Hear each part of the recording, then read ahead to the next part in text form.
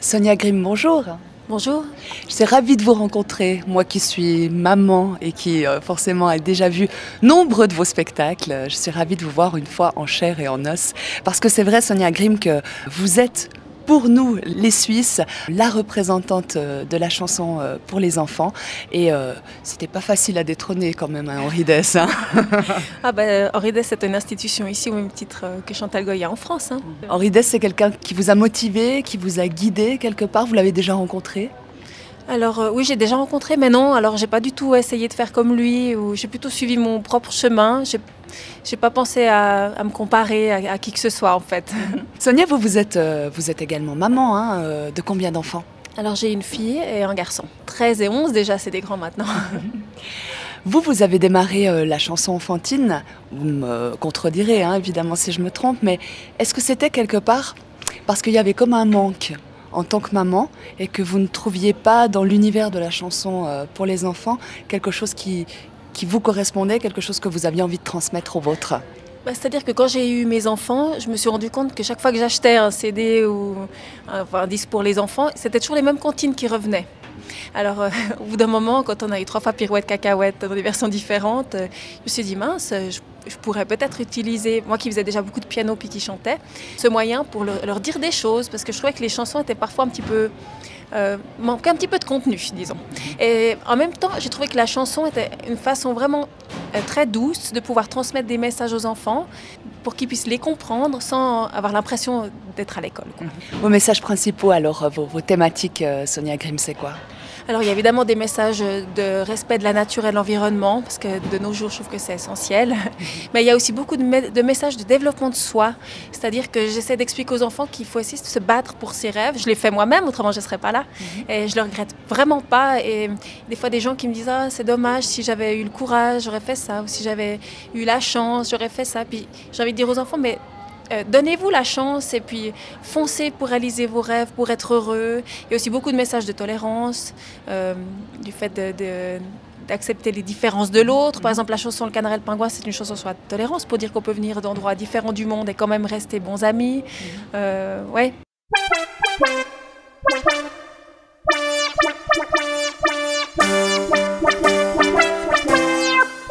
Il était un petit canard, il était un petit pingouin qui se sont rencontrés par hasard le long d'un long très long chemin. Ils se racontèrent des histoires comme de vieux très vieux copains, des histoires de canards, des histoires de pingouins. Le canard lui prit la main et lui parla de sa mare qui se trouvait dans un coin au fond d'un jardin. Il lui raconta le brouillard qui se levait de bon matin, la mésange, le renard et le bonheur au quotidien. Il était un petit canard, il était un petit pingouin qui se sont rencontrés par hasard le long d'un long très long chemin. Ils se racontèrent des histoires comme de vieux très vieux copains, des histoires de canards, des histoires de pingouins. C'est vrai, Sonia, vous parlez de chance, vous dans votre parcours. Vous estimez que vous avez eu beaucoup de chance, que cette chance justement vous voulez créer pour avoir la place que vous avez aujourd'hui dans le monde des enfants ? Alors la chance, je l'ai eue, ça c'est absolument certain, à plusieurs étapes. Mais j'ai aussi osé prendre la balle au bon en fait. Quand elle s'est présentée, j'aurais pu fuir en me disant « Ah, ma vie actuelle est plus simple » ou voilà. Puis non, j'ai foncé, je me suis dit on essaye, on y va. Et puis voilà, c'est aussi ça qui fait qu'on arrive faut des fois à se mettre un petit peu en danger dans la vie pour oser modifier des choses et tenter sa chance. Hein. Là maintenant, ça fait quoi ? Ça fait 6 ans que vous tournez avec vos spectacles, que vous avez sorti des albums en gros ? Ouais, ça fait 8 ans même. Même plus. Oh, le temps passe. Bah oui, parce qu'on a démarré en fait en 2004. Ah oui, bah oui, si on fait le calcul, ça fait 8, vous avez raison Sonia. Vous voudriez faire une chanson peut-être pour réapprendre à compter. Pour les mamans. Pour les mamans, exactement. Parce que c'est vrai Sonia, moi qui ai eu la chance de voir plusieurs de vos spectacles, vous êtes une femme magnifique, vous êtes très belle, vous avez du talent, vous avez un sens du contact avec le public hors pair. Et je me disais, c'est marrant parce que au final, quand on ressort de votre spectacle, qu'on soit adulte ou enfant, on a eu exactement le même plaisir. Et c'est ça qui est génial, c'est qu'on redevient vraiment des enfants lorsqu'on vous voit danser, lorsqu'on vous voit évoluer. On a juste envie d'être vous en tant que petite fille, en tout cas. Bah, c'est sûr que quand je suis sur scène, je me dis qu'est-ce que j'aimerais donner aux enfants. Puis pour créer, je me projette en tant qu'enfant. Donc, bon, déjà, c'est une partie de moi-même qui est sur scène. Et puis, en fait, ce qui me fait rêver aujourd'hui me faisait rêver quand j'étais enfant. On ne change pas tant que ça, je crois. Il y a l'enveloppe qui change un peu, mais dans le fond, je crois qu'on reste fondamentalement les mêmes. Voilà, en tendant à devenir meilleur. On espère évoluer un peu. Et je dois aussi vous dire quand même que les papas sont aussi très contents. Hein. C'est vrai, Sonia. Oui, bah, on essaye aussi. S'ils peuvent accompagner leur épouse et leur enfant au spectacle, tout le monde est content, tout le monde est heureux. C'est vrai, sérieusement, j'ai jamais vu autant de papas avec la banane à la sortie d'un spectacle pour enfants. Non, parce que c'est vrai aussi, Sonia, dans vos spectacles, ils sont vraiment riches. Parce que de un, vous êtes accompagné des enfants, dont on parlera peut-être après si vous êtes d'accord. Mais aussi, vous alimentez votre spectacle avec tout un attirail de costumes féeriques. Ces costumes, c'est vous qui les inventez? Vous avez tout un staff de costumiers autour de vous? Comment ça se passe? Alors oui, on a toute une équipe de costumières. Les costumes viennent pas tous du même endroit. Par contre, c'est moi qui les invente. Donc, ils naissent dans ma tête. J'imagine le spectacle et après, j'essaye de faire en sorte qu'il puisse se réaliser au plus près de ce que j'ai rêvé, en fait. Puis, heureusement, il y a une équipe qui me permet de faire ça, ouais. Je rêve d'être une poupée, toutes deux roses habillées. Mes cheveux blonds comme les blés, pris d'un beau reflet doré. Laissez-moi rêver à un monde enchanté. Je suis une fille romantique et jolie, douce et gentille comme la princesse Iseux. Étoile qui brille, étoile du rêve et du merveilleux. Un prince charmant, somptueux château, des perles, des diamants, en banquet tout chaud. Pétales de roses et jolis pinsons, près de moi se pose en sifflant ma chanson. Je rêve d'être une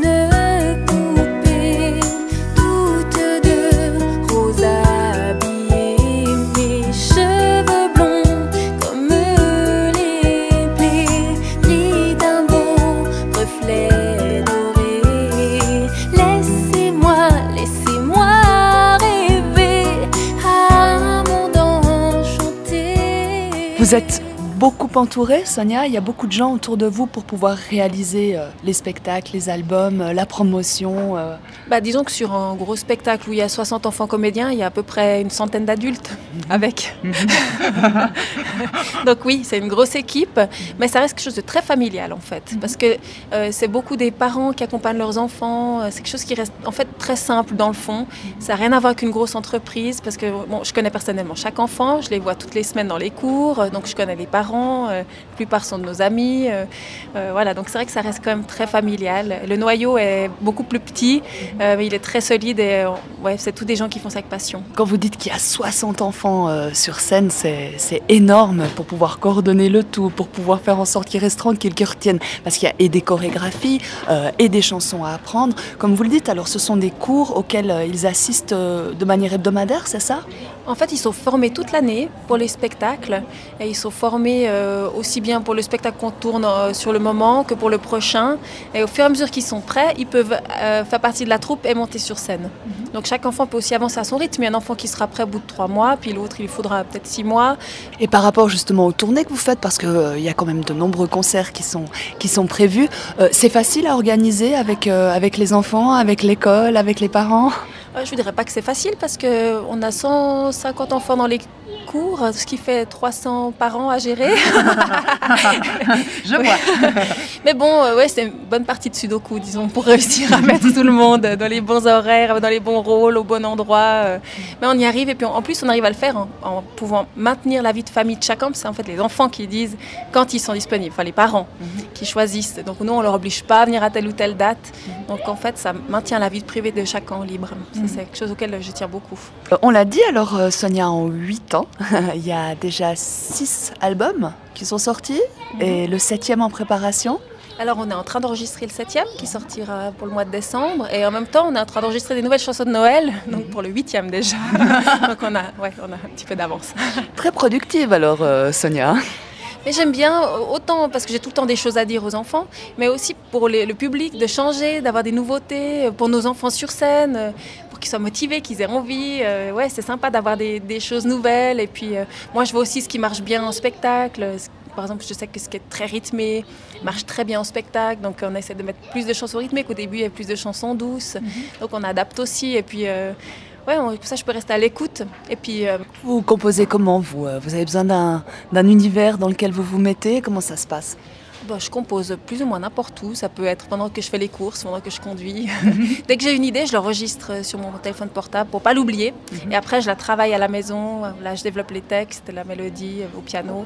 Donc, mais la première idée, c'est toujours un petit bout de refrain, peut-être un texte, en tout cas avec une mélodie. Sonia Grimm, vous avez baigné, on va dire, dans l'univers de la musique depuis toujours? Mais pas du tout, en fait. Non, j'ai toujours adoré la danse, mais mes parents m'emmenaient pas tellement au concert ou autre. Mais j'ai toujours adoré la musique et la danse. Pour le moment, ça va ensemble. C'est vrai que quand j'arrivais dans la voiture, même enfant, j'allumais la radio. Donc c'est quelque chose qui m'a toujours beaucoup parlé. Vous êtes mis au piano à quel âge alors? J'ai commencé la flûte à 5 ans et ensuite le piano, je pense, vers 8 ans. J'ai fait 3 ans de classique et ensuite j'ai eu la chance de rencontrer un professeur qui faisait du piano plus jazz et variété, où je pouvais jouer les chansons que j'entendais à la radio et apprendre à créer et à composer et à improviser. Donc là, j'ai appris justement toute l'harmonie des accords et ça m'aide beaucoup aujourd'hui pour pouvoir composer mes propres chansons. Vous composez tout toute seule? Vous faites écouter à une oreille bienveillante? Comment ça se passe? J'ai mon producteur, Marc Sorrentino, je lui fais écouter les chansons quand elles sont abouties. Et là, il me dit, ça va, il faut juste changer quelques accords. Des fois, il y a des petites corrections à faire pour améliorer parce qu'évidemment, je ne suis pas musicienne professionnelle. Moi, je travaille avec mon cœur puis avec mon âme, mais je n'ai pas la technique derrière d'un vrai professionnel de la musique. Donc après, toutes les chansons sont retravaillées en studio avec les améliorations qui s'imposent. Et puis, c'est comme ça qu'on arrive à faire des belles choses. Absolument, il faut savoir s'entourer aussi. Hein. Oui, c'est indispensable. Dis-moi, maman, m'aimeras-tu encore quand il sera là, ton petit trésor? Rassure-moi, maman, auras-tu du temps pour me cajoler, m'aimer comme avant? Viendras-tu encore dans mon lit le soir, me raconter tant de belles histoires? Serais-je maman comme au premier jour, ton plus bel enfant, ton bébé d'amour?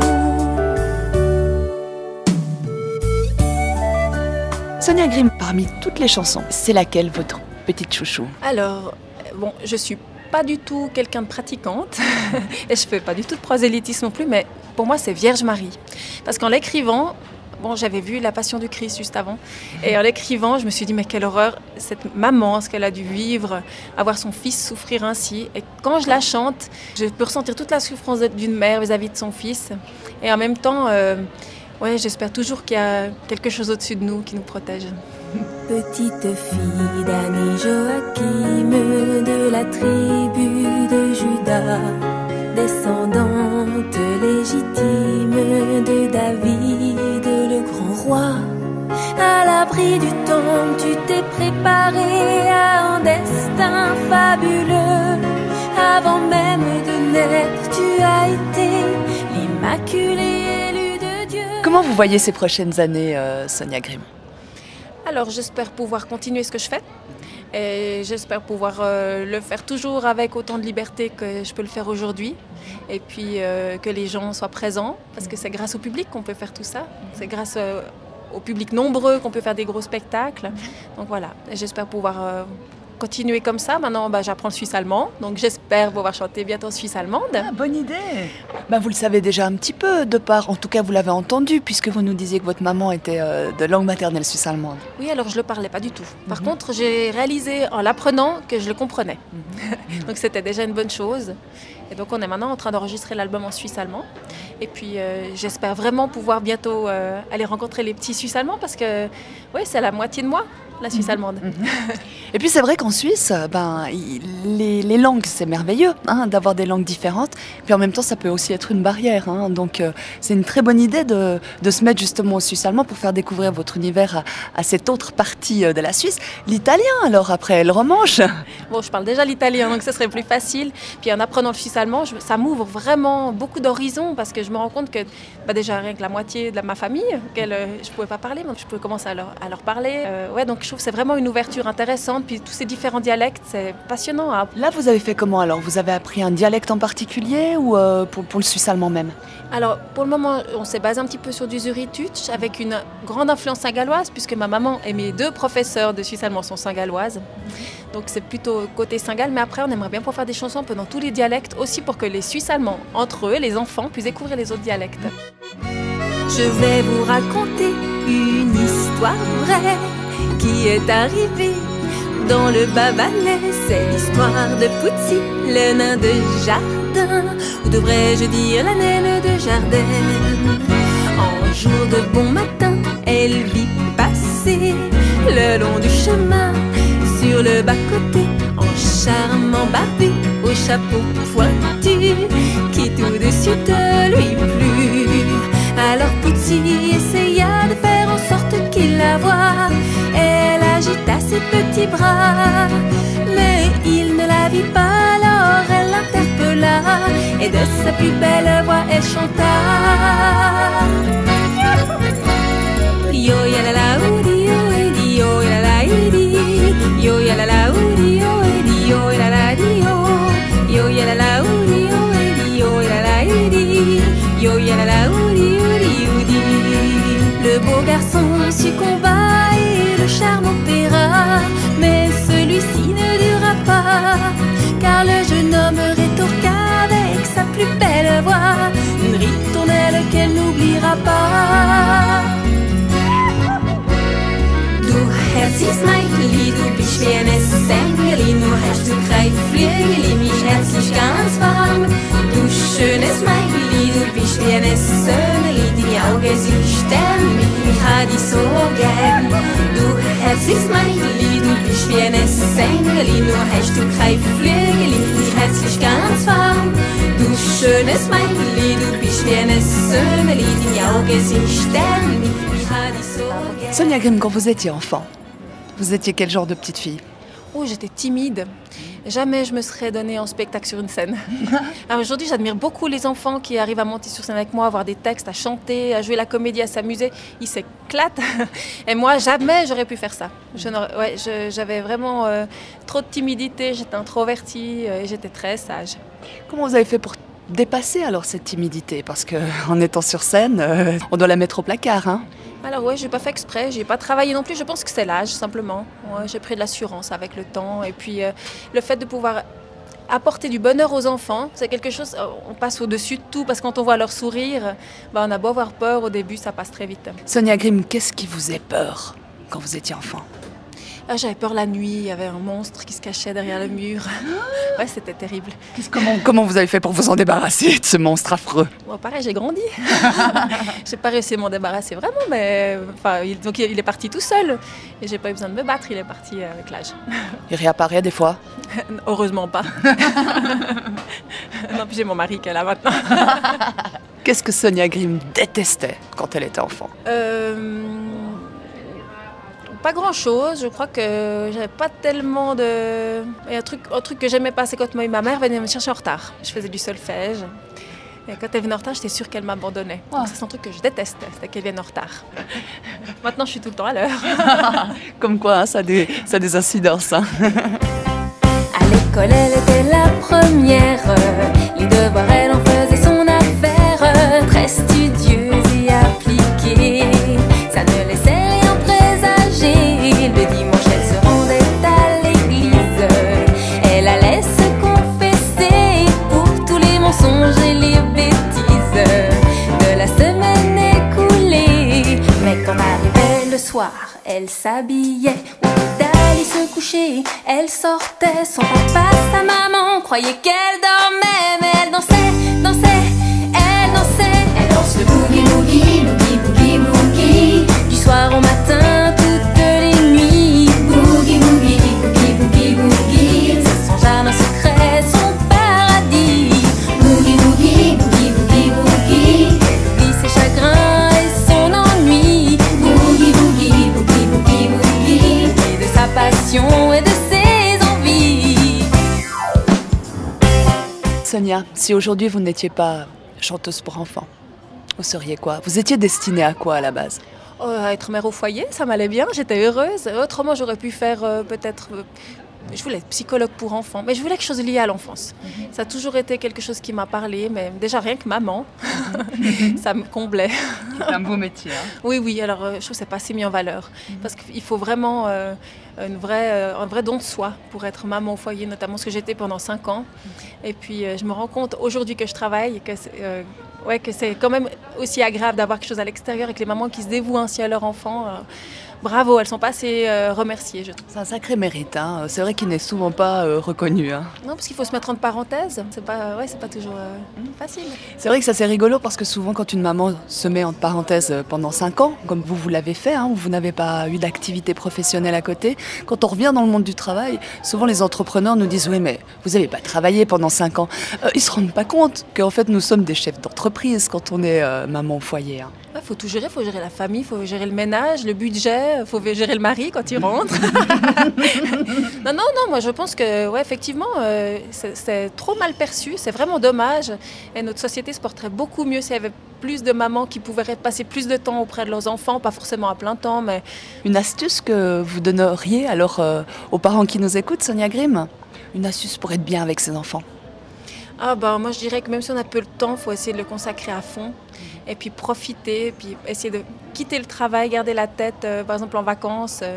Moi quand je pars en vacances, je suis qu'en vacances avec mes enfants et mon mari, et c'est vrai qu'à ce moment-là, j'essaie de décrocher complètement pour me donner entièrement, puis pas garder la tête au spectacle, alors que c'est quelque chose de très prenant, mais bon. Je chante vive les vacances. Encore vive les vacances. On peut jouer, s'amuser, passer du temps en famille sans devoir travailler.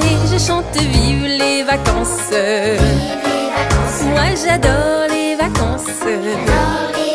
En été ou en hiver, à la montagne ou à la mer, c'est vraiment le pied. Pour plus d'infos, www.sonia-grimm.com.